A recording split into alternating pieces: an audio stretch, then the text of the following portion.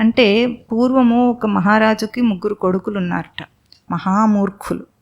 ఆ మూర్ఖులైన కొడుకుకి మరి రాజనీతి నేర్పించాలి కదా రాజకుమారులకు.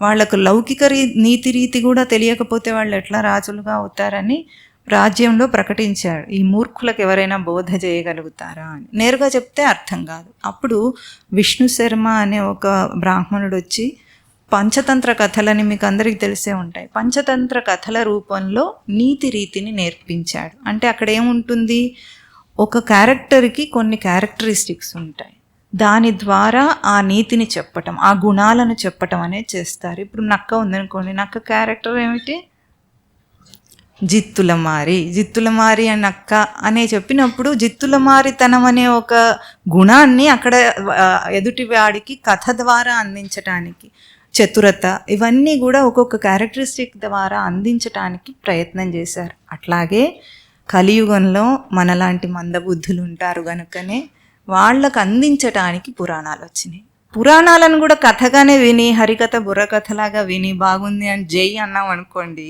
మనకేం రాదు. అంటే ఏ ఉద్దేశంతో చెప్పారో ఆ ఉద్దేశాన్ని మనం అందుకోలేము. కనుక ఉపనిషత్తుల సారమే ఉపనిషత్ రూపంలోనే శ్రీమద్ భగవద్గీతోపనిషత్తుల రూపంలో మనకు అందింది.